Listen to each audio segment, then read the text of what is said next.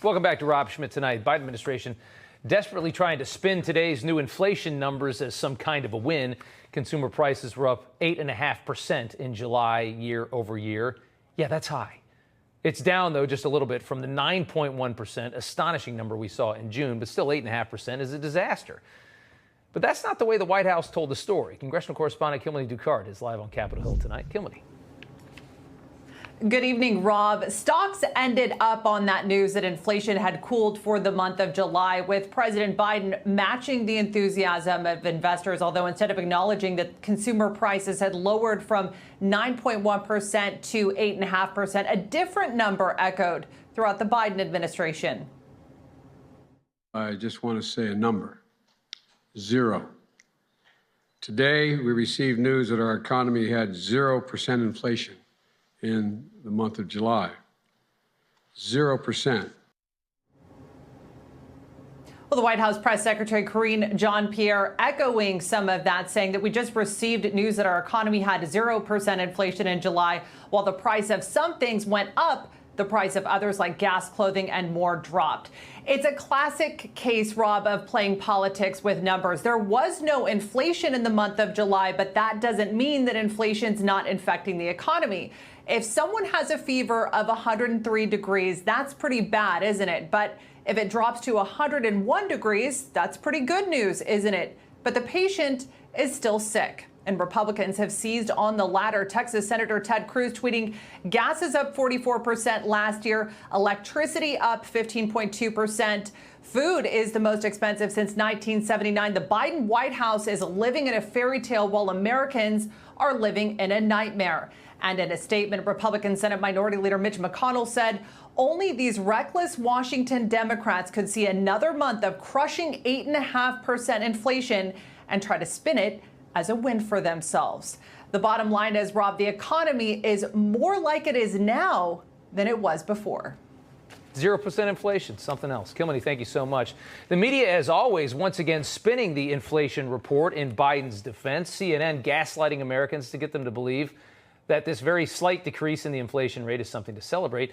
Take a look at quite a big lie here of a breaking news headline. U.S. inflation took a breather in July thanks to the falling cost of food and gas as consumer prices grew at a slower pace than in previous months.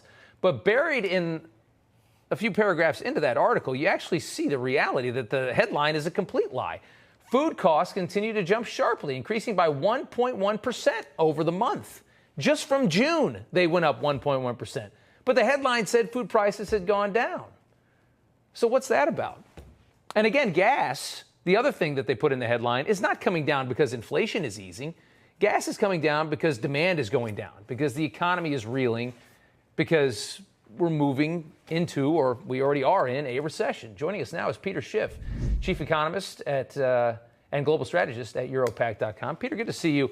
0% inflation in July. What a great number, right? Yeah, well, 0, that's how much respect Biden has for the American public if he's trying to claim victory. We had 1 month where high prices didn't get any higher.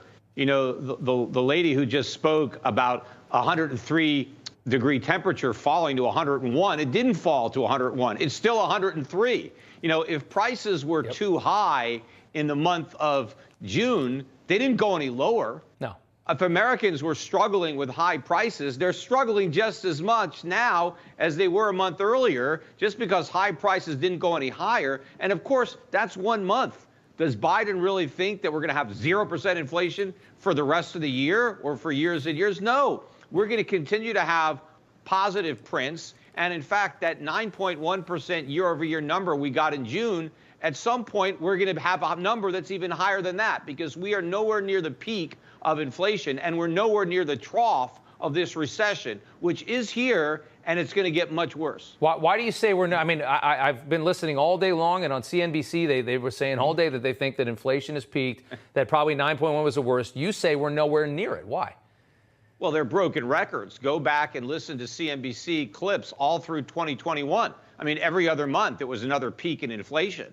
Everybody was talking about how we've seen peak inflation, and we kept printing higher number after higher number. So I don't think there's any difference now. I mean, clearly, they're going to have some kind of a pullback especially with the headline number, because you have some volatility in there with gas prices. But over time, that's going to smooth out. Oil prices are headed much higher, and so are prices at the pump. And so these numbers are going to go much higher. But again, the problem is, as inflation gets stronger, the economy is going to get weaker. And the rate hike situation, they're meeting again next month. What does it take to fix all this?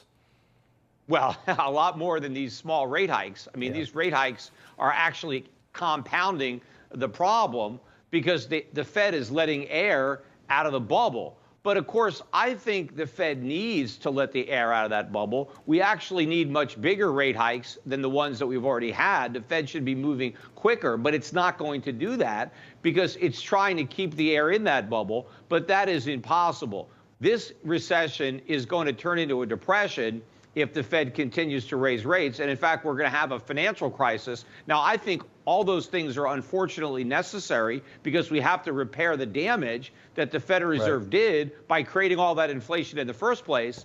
But there's no way to conquer that inflation without allowing this bubble to deflate. They won't do that. I think they're gonna pivot. I think the Fed is gonna go back to trying to stimulate the economy by creating even more inflation, and that's gonna send the inflation we have now up to a much higher level. That's a scary prediction, Peter. We appreciate you coming on. We'll see what it's made of in the months ahead, and we'll have you back. We appreciate it. Thank you.